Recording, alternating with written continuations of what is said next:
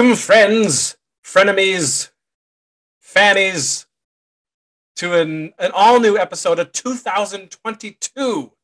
The first episode of 2022 of Making a Crapsterpiece is here, and I am joined once again by the lovely Josh Suire, extended family member to moi, and also member of Low Budget Pictures / Warlock Home Video since, I guess, 2005, the end of 2005. Yeah, 2005.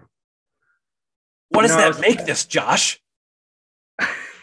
Oh, I was trying to think of what opening song I wanted to sing for this interview, and I think I landed on stretch mark, footprints of time on my skin. But it makes us, oh my, what's that? 13 years? Is that right? 2005 to 2022. 17 years. 17 years. Oh my God. Look at that, Josh. I wasn't even that old when we met. Yeah, that's crazy. That's crazy.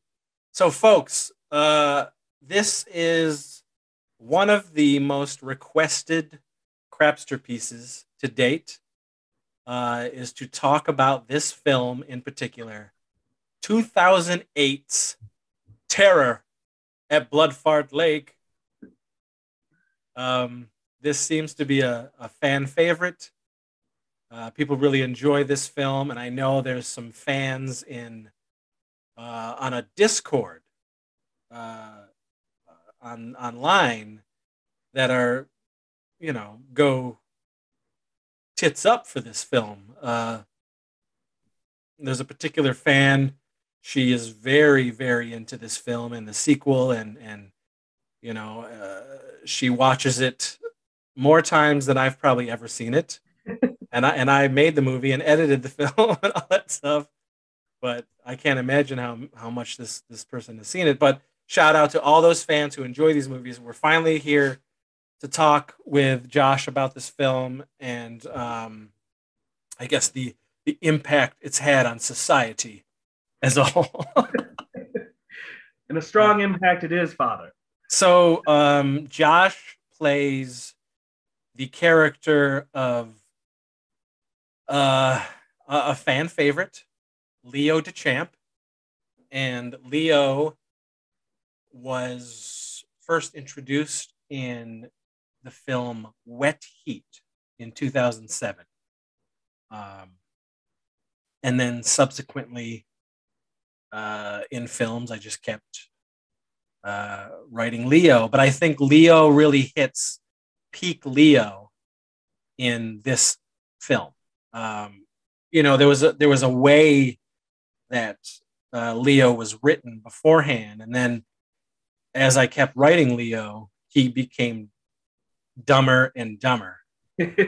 And that was part of his charm, and that was part of why people gravitated. His charisma, his just the more out there and weird Leo got, the more people ended up loving him. He's just a sweet knucklehead, and a lovable redneck. With random dark moments, right? Like, oh, of course. I mean, but like, like I'm gonna be a whore and a coon, dude. It's like these random moments. Yeah, we established that Leo has a very nefarious backstory. He also strangles skunks and all sorts of things, but he slices buttholes and hangs them on his wall, but he's lovable, and so Josh, I just want to talk about your sort of remembering about the making of this film in particular. I know for me, this is one of those films, how like throughout the years in the pantheon of Low Budget Pictures and Warlock, there are, countless movies where we hated making them. Yeah. You know, I don't think that was this though. No. for me, this is one of the good ones. This is one of the wow, we had a really fun time making this movie. Other than a few little things here and there that were mostly actor oriented, the making of the film was super fun. The location was great, thanks to Jessie Ames and her grandmother. And it was just like, yeah, we were just a little tribe, a little group out there in the middle of nowhere on Canandaigua Lake, making this low budget comedy slasher epic. So what are your remembrances? This was actually Amber Snook's first movie, wasn't it? Was it Amber's first? It might have been. I feel like it was, and it was a little extra special to me because Amber was, my childhood friend. I've known her for years, so it kind of felt like, bringing my New York gang into my Michigan friends, and it was just honestly, I don't remember a lot about making the actual movie because I just remember us having a great time. And usually the things that I remember are when it was a shitty time. Like I'll be like, oh, I remember that. And now there's been this was 2009, right? So 2008. 2008. So we shot it in September of 2008. Wow. Yeah. So literally, I would have been probably 20. But I remember us swimming and grilling and just laughing our asses off. Jessie's grandma or one of her friends had like a big peach farm, and so like they would go pick peaches, and we'd have the juices and the nectars of the gods running down our cheeks, and it was just bacchanalia. Like we just enjoyed it. I love when there's examples of not having any like negative or any juicy story. I mean, maybe post production, but nothing really internally. I think that was the first time that we made the joke about Caspian and his Popeye calves, or in later. No, or was Night Crew before this? Film Crew was before that. Film Crew was 2 years before that. Oh my! I have 32 movies I've done with. My timeline is nil. But yeah, this was just a lot of fun, and I remember it being fun playing both characters that are supposed to be in the same scene together. It's just so stupid. Yeah. So Josh also plays a character named Caspian, which is not his favorite. But again, people love Caspian, and I wrote Caspian first for Film Crew in 2006. And then what happened? Remember, I had written a script, for a whole movie that was just called Caspian. And if I remember correctly, it was pretty fucking funny. Like it was hilarious. It was a ripoff of the Saw movies, and I think it was the star Monique Dupree. Yes. Yeah. It was hilarious. And so somehow that morphed into doing Blood Fart Lake and the idea of Caspian and Leo being in the same movie together and all of that stuff. I mean, I know for me, as I was writing the script, I knew who the killer. I knew who was responsible for Jimmy Van Brunt. It was Caspian, But yeah, so I mean, just as an actor, and we don't do this often, as you know, since we've done so many movies, where we still only have 2 to 3 days to accomplish this one film. And then I'm throwing an actor. Oh, here, by the way, you're playing like all these other characters. Clearly we pulled it off fine, but how was it for you? Do you remember like any sort of hesitation? Any sort of like, man, this is double duty? Did you relish it, or did Oh, you? I actually really relished on this. Like I said, I felt like this one was just a really fun shoot. I was really excited because, like you said, the Leo character was really starting to like take form. And anybody that is in these movies knows I cannot do a Leo voice unless I have the wig and the mustache. Like every time we're in like a cast reading before, I'm always like, and then I did this. And they're, what the fuck is this? Like, I legitimately can't do it. And, but this was the first movie where I felt like I kind of just went balls out and I let loose. And you let me improv quite a bit and do some stupid, stretch marks, cream cheese is made of me. I just like stupid, shit. And I just had a lot of fun with it. And, actually, I enjoy playing Caspian in this one. I think that the weirdness and how creepy the character is really like stood out, especially in this one compared to other ones. Yeah. And and it was funny because I recently watched these two, and I hadn't seen the second Blood Fart Lake in a long time. I mean, it's been a while, and I watched it, and I was just like, what was it? 3 years after we made the original, 3 or 4 years later. I'm like, how did? Yeah, so yeah, it was like 3. It was 3 years after the first one. Yeah, when we did I was like, Return to Blood Fart Lake. how did I keep the original costume? Because anyone knows, like everyone is responsible. Just like go to Goodwill and make a costume, unless it's specific, like a specific costume that's called out in the script that we have to pre-plan or something. We just go and get our own shit. And I'm just like, how did I keep that and why? But maybe subconsciously. Yeah. Well, I mean, doing so many of these movies, maybe you just were like, you know what? I'm just gonna keep this just in case. There's probably going to be a second one. Yeah. Or you're probably going to end up playing Caspian 8 more times, or Leo, or whatever, like. But I've been thinking as of recently, because what would be the last movie that Leo was in? Would it have been? It was the fucking Sasquatch 2? Yeah, it was Sasquatch 2. Mm. Yeah, I mean that was for another day. But I was thinking how fun it would be to bring that character back.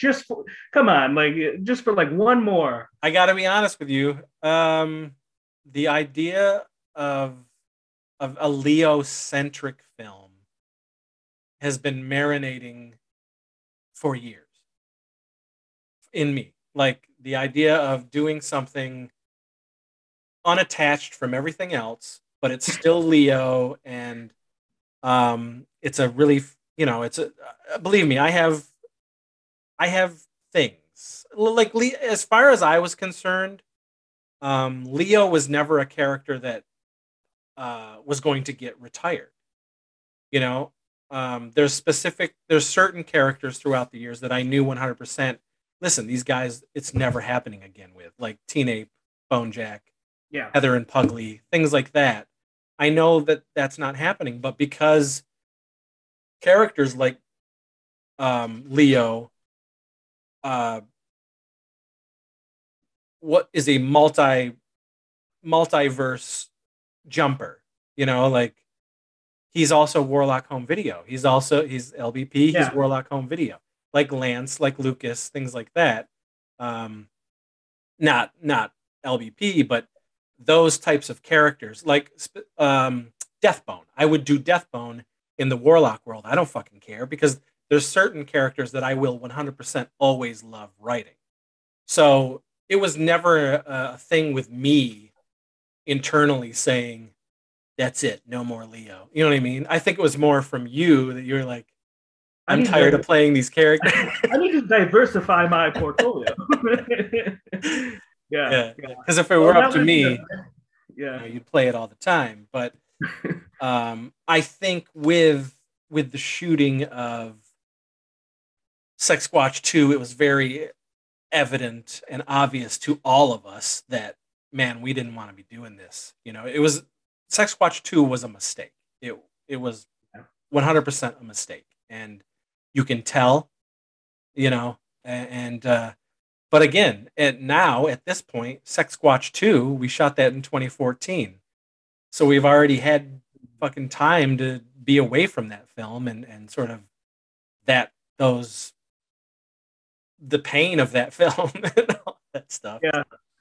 So every now and again, yes, Leo does, the ideas that I have, I chuckle, I think about the Throw me one out. scenario. Throw Well, I one don't out. want to. I don't want anybody to know because I don't want to get anybody's hopes up. Ah. Like who watch this, because the first thing that fans say to me 100% is, when are you going to do a Blood Fart Lake 3? Like, when is that happening? And I think mostly it's just because they like those characters. You know what I mean? Yeah. So it doesn't necessarily, if I could say tomorrow that, guess what, gang? Some of the characters from the Blood Fart films are coming into their, it's a new film and blah, blah, blah, and people would fucking love it. They did not, I'm not presumptuous. I'm just saying the fans of those films would be excited. Yeah. Blood Fart Lake 3 is never going to happen, Well, you left, the second one open at the end. It's kind of like the ending of Halloween 3, where he's just screaming at the phone, no! I know, but the problem is, because those films are owned by SRS, I would have to fucking, it would have to go through them because it's Blood Fart Lake is now their licensed. What if it was Blood Shart Lake? No, but I could do a movie called Van Brunt. You know what I mean?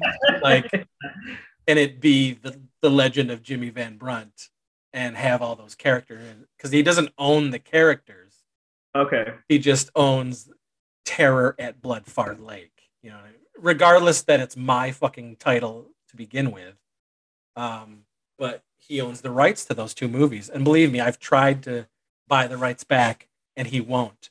Yeah. Isn't this fucking crazy? He won't, and he's not doing anything with those movies. He doesn't even sell those movies anymore.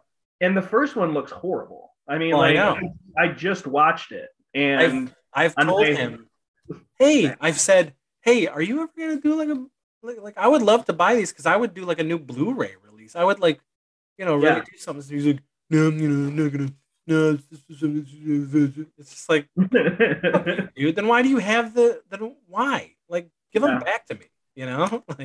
Yeah, and I don't know if it was it a different camera or what, but in the second one, you notice that there's some scenes where the speed is wacky.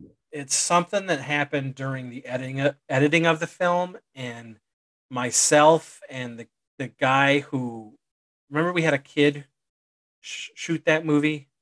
I can't even remember his name right now, but it was somebody that we had just recently sort of met and got together with, who shot that film. But even he was like, I don't know what the fuck is happening. It's like a frame drop. It's like there's frame drops that happen throughout the film, and we never. It's like, well, we had to finish the movie. Like, what can we do? Like, we just never figured it out, which is a shame. I hated that it had to get released that way. Yeah.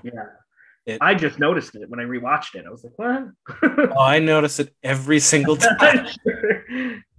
But I tell you what, if I had the DV tapes of that, I would totally re-edit part 2, just to get rid of that. I'm not a biggest, we'll get to part 2, but anyway, regardless, yes, there is potential for Leo DeChamp to return in the future for sure, 100%.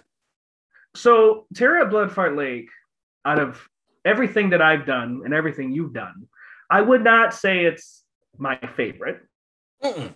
But I would say that it has one of the funniest endings. Like the last 15 minutes of this movie is so fucking stupid. And it's so fast. This is like so much obscurity and dumbness happening in 15 minutes. Yeah. I could easily say it has my favorite ending. I mean,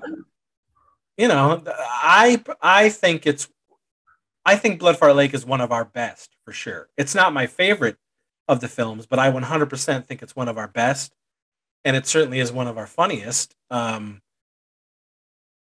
know, it's I don't know.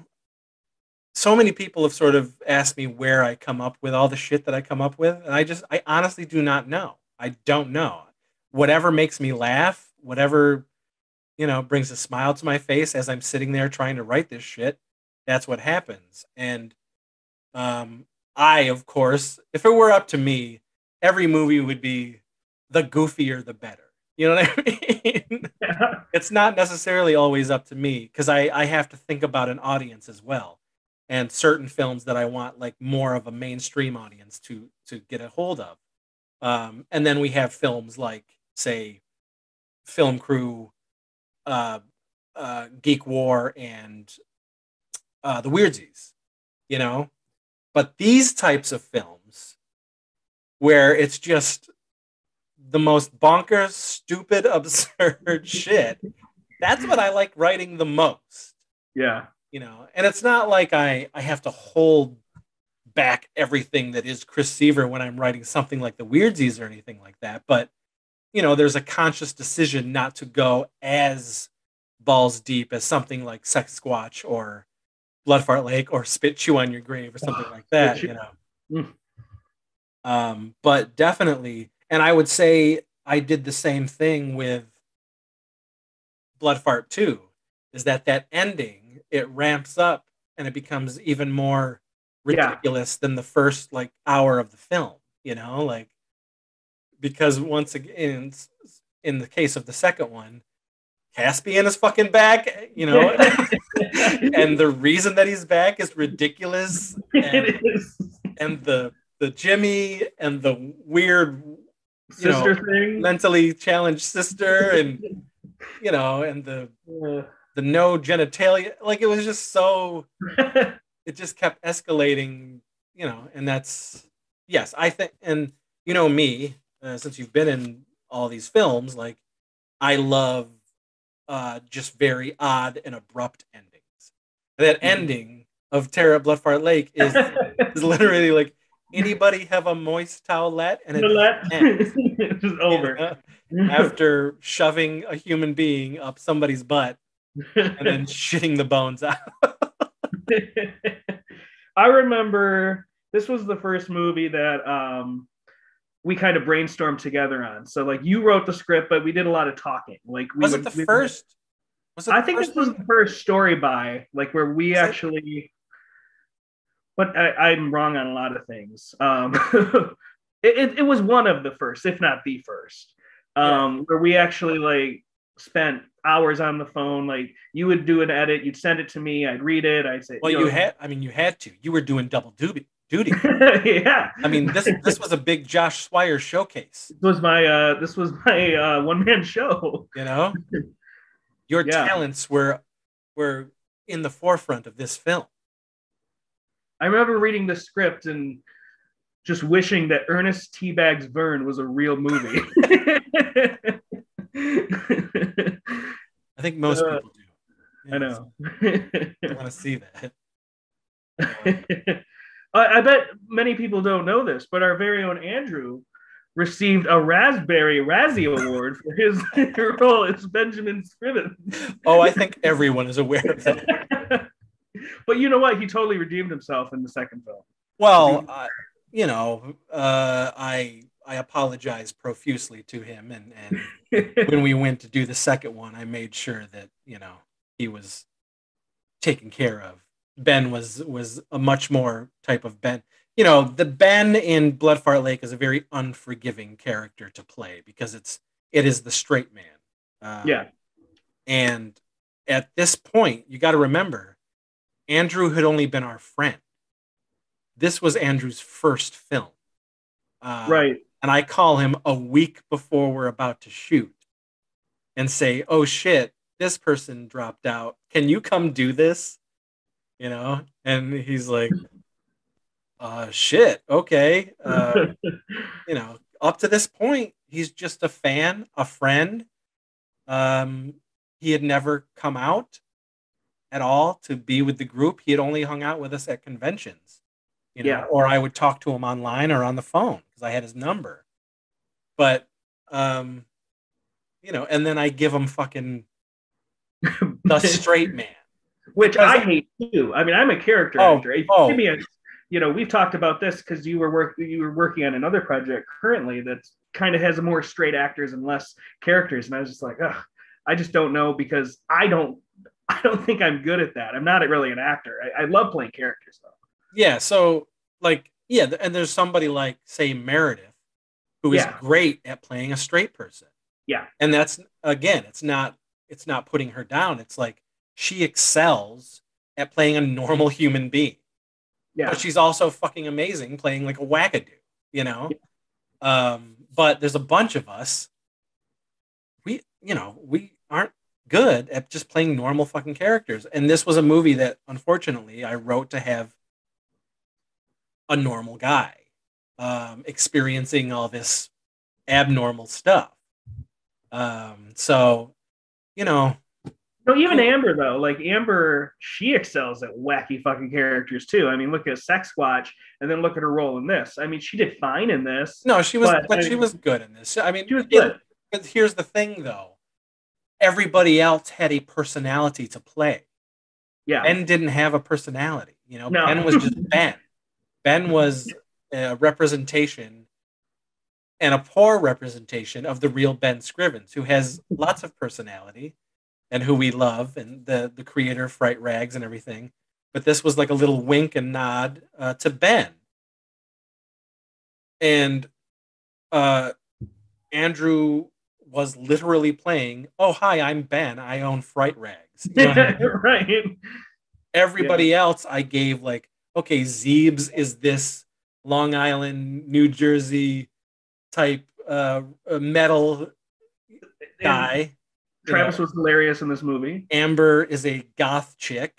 You know, Mhm. everybody has like a personality trait to play off of, and poor Andrew did the best he could. With what he had. Yes, Uh, exactly. you So, know, one character in this movie always like kind of stands out as why is this character in this movie?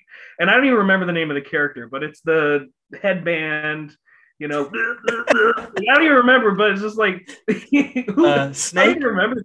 Yeah, Snake. Yeah, yeah. Was he in anything else with us? Because I don't even really remember it. So he was a buddy. He was mostly Travis's buddy. But when Oh, Travis and okay. I would hang out with and watch like movies and shit like that, sometimes he would come along. He was just a good, fun, just good dude. And so this was just like a, hey, do you want to play this part? Uh I'll write Zeebs to have like a buddy, a best friend. Clearly knowing that he was just going to be in the movie to get killed the Die. first. Yeah. He Yeah. was cannon fodder. He was the first to go. And he knew that. He just wanted the experience. You know, he was just Sure. like, hey man, you guys, you know, I always see you making these movies or hear you talking about making these movies. Like, I'll play a part. So I was like, okay, and that's specifically what it was for. Nothing else, you know? Gotcha. So he was to play a death character, a murdered character, you know. But again, he was funny too, you know. Snake is weird and just annoying, and he does his bits. He gets killed and he's gone. You know? But and this was also the first with Nicola. Ah, Nichola. Yes. And then she did two more things with us. After that, I believe two more things. Yeah. Geek War, was it? No. She did the Stolen Blood Trim 2, Oh, okay. and she did the Trauma. Oh, that's right. Yeah, yeah. And I met Nicola through a fan, Dustin Hubbard, and Yep. he kept saying, "Hey, I know I have this friend. She's an actress, and she would be totally up for doing these movies." And that's how Nicola got on board for that. And I got in touch with her. You know, it is always risky bringing new people into LBP.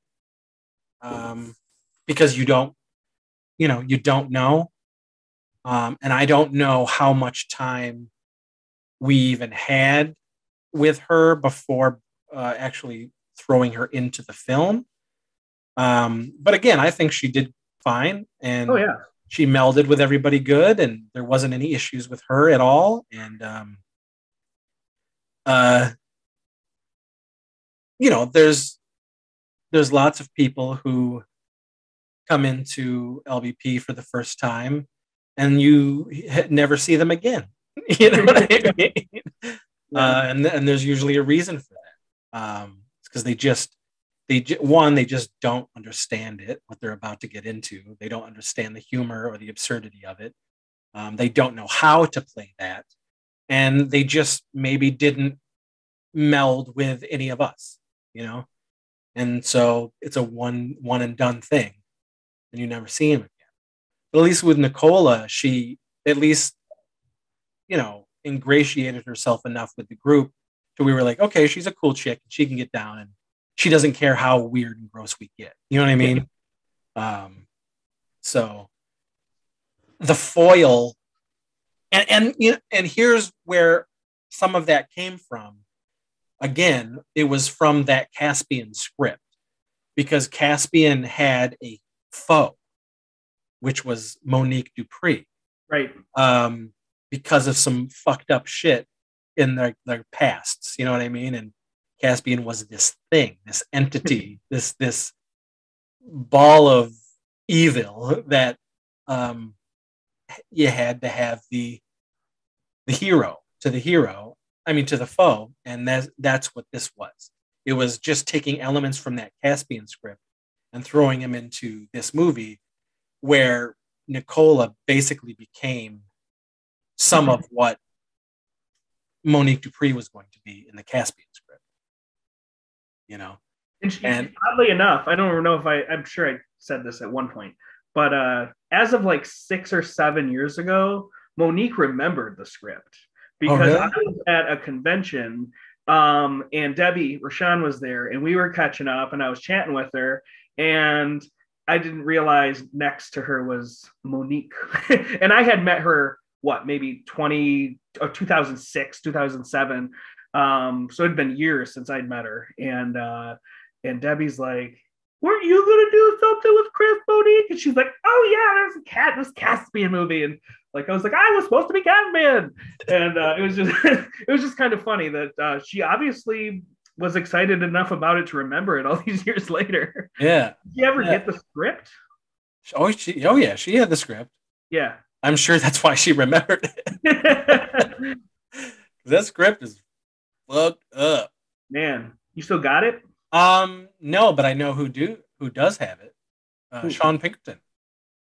Sean Pinkerton has the original Caspian script.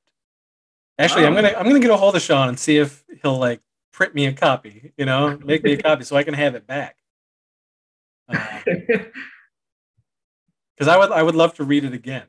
Yeah, I just remember I love any movie full of booby traps. I just remember the stupidest fucking booby traps.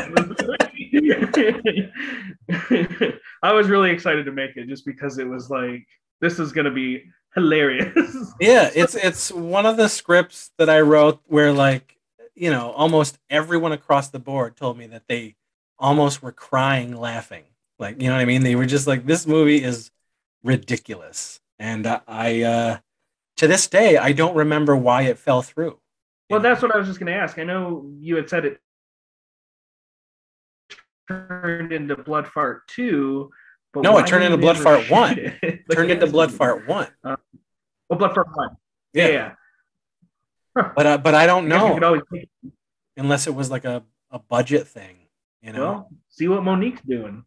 We can make it now. Well, I would change it, sure, but I would love to, I didn't read it again when I sent it off to Sean. Yeah, it's probably like MySpace jokes in there. I'm sure it's of whatever 2007. Yeah.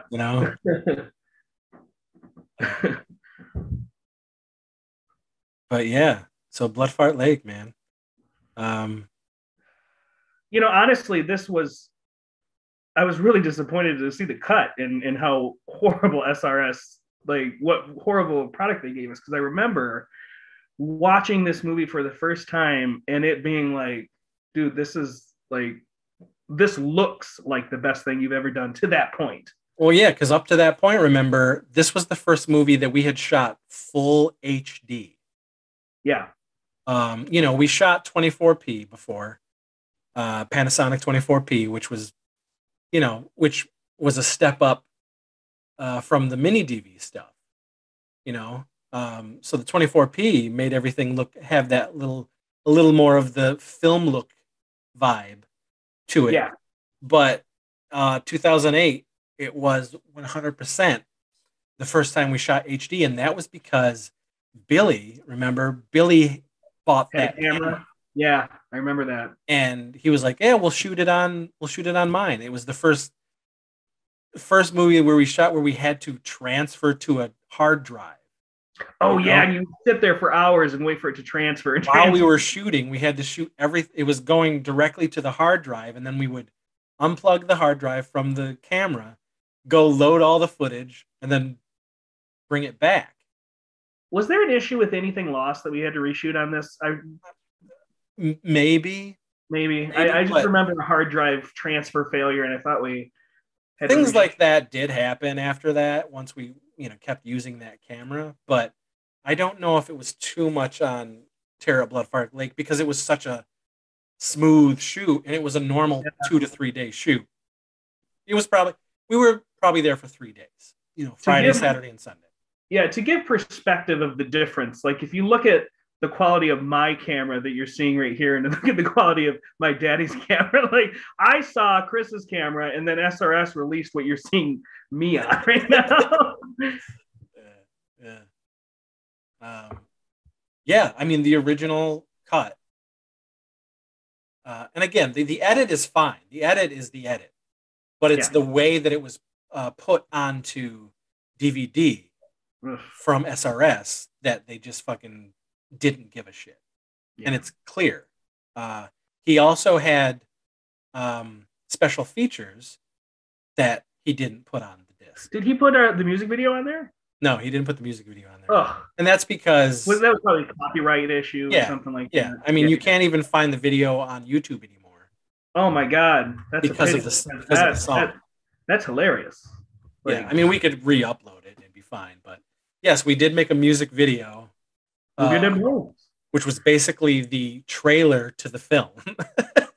Yeah. It was like... I remember you uploaded it back when you had lowbudgetpictures.com and you'd upload the trailers and everything. You post in forums and that was the trailer that you were advertising when this movie was going to get released. And it was hilarious. Yeah. We made this funny music video to Move Your Dead Bones, which is a techno song, a foreign techno song that was like the theme song to Beyond Reanimator. Such a, I mean, was it David Hasselhoff in it or something? No. It's a foreign. I think it's German or Dutch or Austrian or something, like, I don't know, or maybe it's Spanish. I don't know. It's a very catchy techno song. It's terrible. And when I saw Beyond Reanimator, I was like, what the fuck is that? So it just became oh man, we have to do something with this song. And so we made this music video, and clearly the people who have the DVD that's out there, they have never seen the music video. What a pity. I know. Well, like I said, maybe we'll upload it, Yeah. You'll just put it on the YouTube page and, hey, here's the lost, music video from Blood Fart Lake. Because it was a funny video too, Yeah, it was. All improv too. Like it was just like, but again, no script, let's just do it. It was all happening while we were shooting the movie. We were like, hey, the last thing we do is this music video. Let's just. I'm sure Meredith did the choreography. Meredith is not in Blood Fart Lake. Oh, that's right. She's in part 2. Yeah. And by the way, that character she plays in part 2 is pretty hilarious. She does a pretty hilarious job in that one. Yeah, she did not like that. I think still to this day, I know people hate her, but I love uh, Gwendolyn Bouvier. I Oh, just there's yeah. Her death seems hilarious. No, there's some good. see, I don't understand why people don't like the character. I love her, and I had a ball writing her, and Jesse has a ball playing her. Oh, and there's some funny Oreo like shit like that. Like there is some hilarious shit there. There is. I mean, I guess if that kind of voice, old Hollywood voice annoys you, I don't know. For me, it's like she's not any more out of place than any of the other characters in the movie. You know what I mean? Like, Oh, and certainly in a Chris Seaver film, it's not odd to have odd characters like that roaming around. So I don't know. To me, I loved it. I know people hated it, but what do you I do? guess I didn't realize there was so much feedback that people didn't like Oh, it. people did not like her. Yeah, people did not like Gwen Bouvier. Oh, You know, but oh well. I want to see Oreo. What was that? LeVar Burton and somebody else. I mean, there's so many shit movies and TV shows that I come up with that are fake in all the movies that should have their own. I You know. know, uh, yeah, yeah. But yeah. I mean, Blood Fart Lake, man. It was a fun time, and the real Jimmy Van Brunt ended up like totally loving it. Like for years and years and years, Casey and I have sort of like put Jimmy through the ringer as far as his who he is as a human being and his name in general. And I have sort of like on a indie low budget, no budget scale, I have immortalized Jimmy for fucking 20, 25 years, really. I have.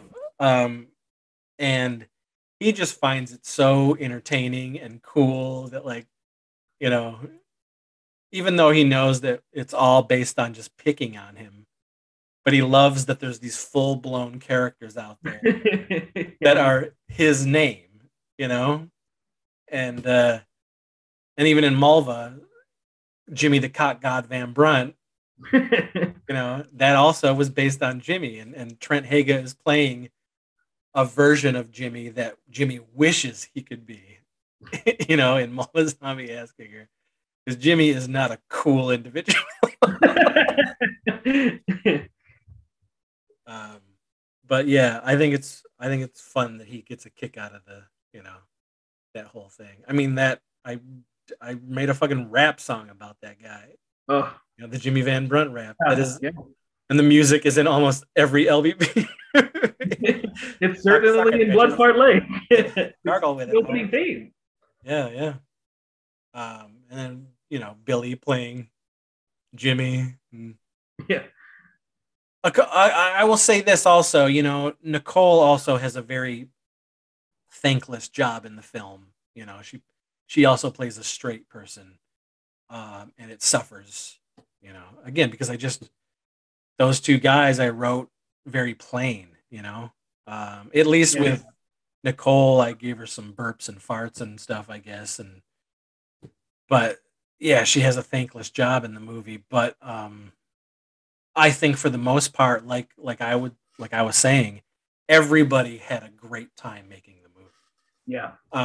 The only time that it got really annoying for me was when it's a Travis thing, and that just could happen on any of our sets when we were making LVP movies and Travis was involved. What did you do this time? Well, because remember he just made like a big deal out of uh like fucking fawning over Amber, Oh yeah, yeah, you know? And it just became like this unnecessary thing when we're trying to make this movie and he's just being annoying and weird about this girl that he's never met yeah. because I know. it was just very awkward and annoying and it made Amber weirded out a little bit, I remember. Um Travis had to like go off a couple times because he would get in his weird like, I'm insecure and I'm annoying and everybody hates me and bullshit where he would like bring down. That's the only time where I remember like verbally just yelling and being like, cut the shit, like we're trying to make a fucking movie here. Like, we won't have this shit on my set. Yeah. Yes, I do remember that. That was something. He loves his big girls, and he was getting creamy. So, what about part 2? Okay, so we'll touch on part 2 a little bit. Part 2, again, I gotta tell you, and it is 100% my fault, and I seem to do this often. I don't know why I do it, and you would think that I would learn, but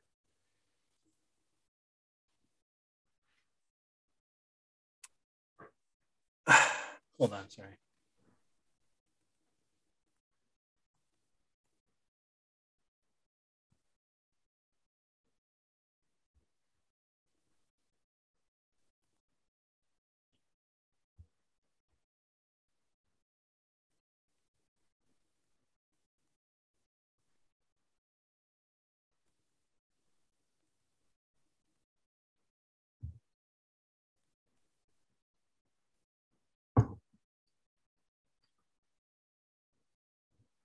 So, I will randomly decide on like sequels to be like sort of the end of something. You know what I mean? And I don't know why I do it. Blood Fart 2 was going to be the final low budget pictures movie. And it was. Why I picked Blood Fart 2 to do, I have no fucking idea. I really don't. Because as far as I'm concerned, it fails in almost every way compared to the first movie. While there is some funny things in it, I think it's the lesser of the two. Yeah. And I've done this. I did it with Sex Squatch 2. I did it with fucking Death of Lantern, the remake. Like these movies did not need to be made. I don't know what gets in my head to where I pick a certain thing and say, yes, this is what we're going to do. And this is, people are going to love this. Like, I don't know what that's based on. If it's like, well, maybe because Terra Blood Fart Lake became so beloved and it was like a big title for SRS.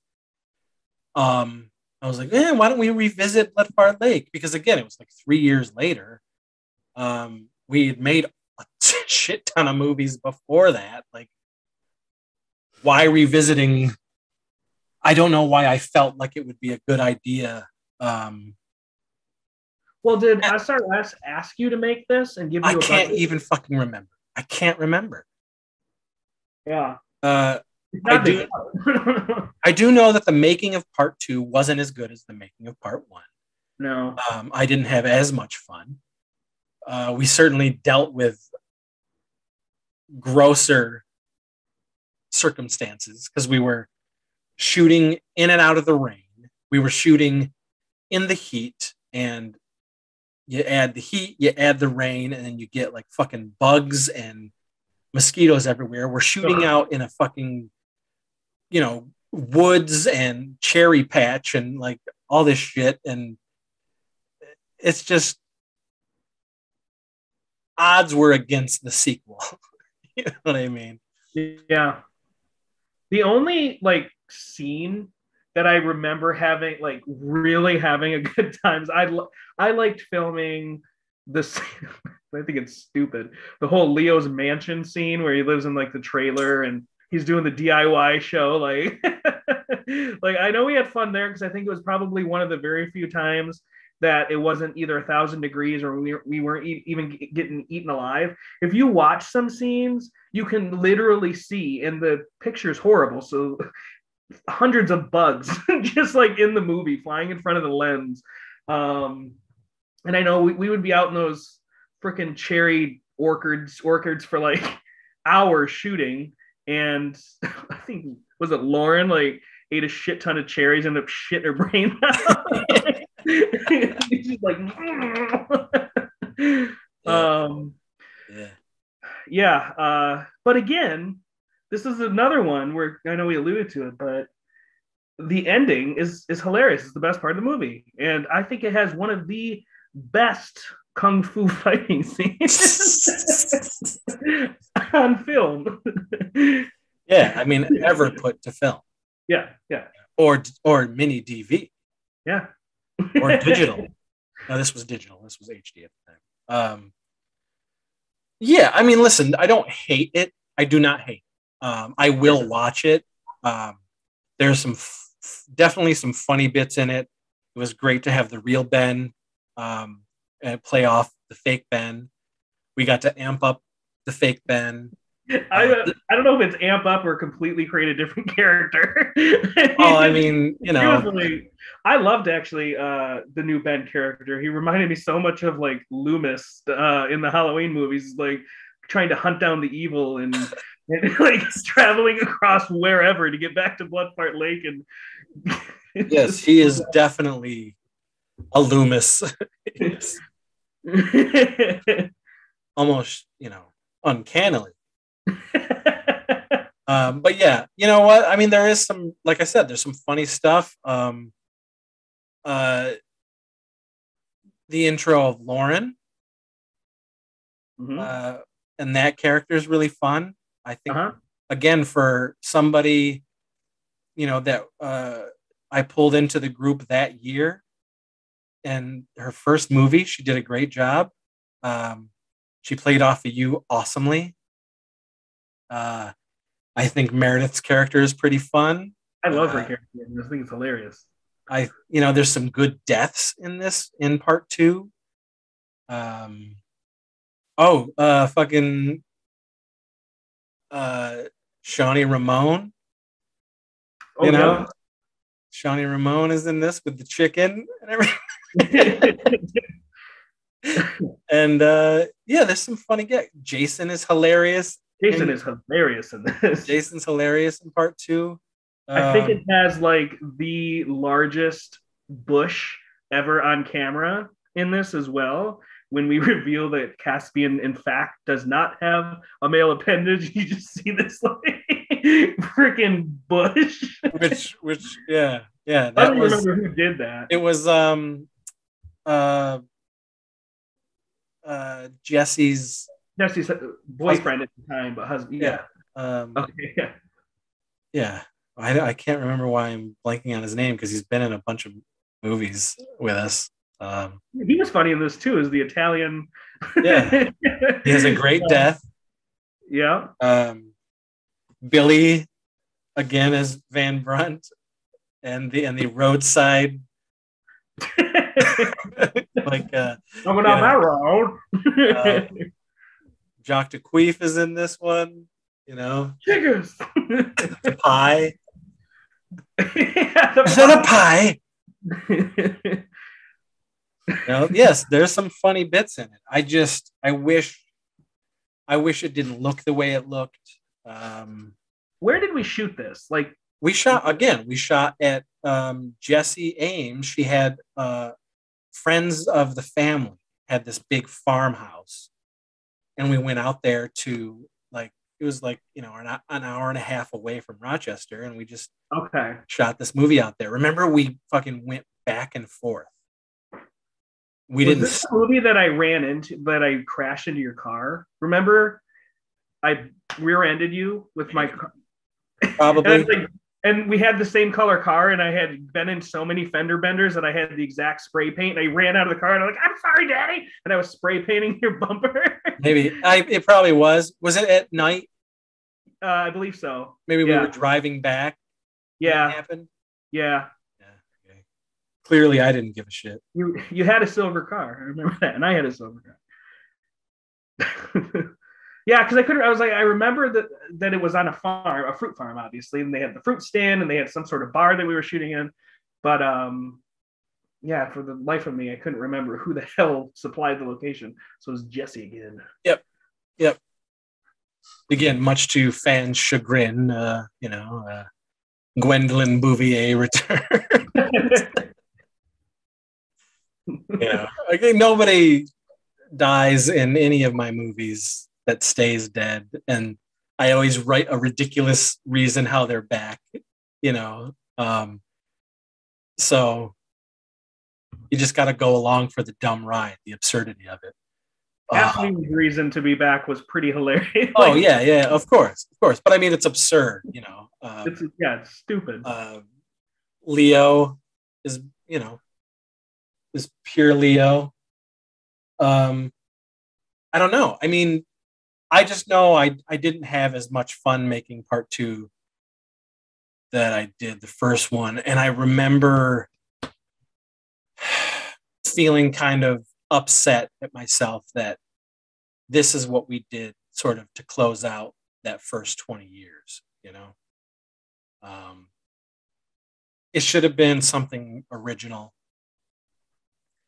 But I mean, again, I think to an outside audience, it doesn't matter much. You know what I mean? Like, people. Yeah, unless you're like a super fan that follows the timeline and knew that it was like the last one, Yeah. I mean, I think it's more just me bringing it down on myself that, wow, this is how we closed out with Blood Fart 2.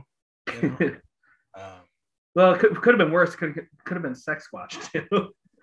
Yes. Ugh. A pox on that film. Oof. Heretic. But yeah, so that's it, man.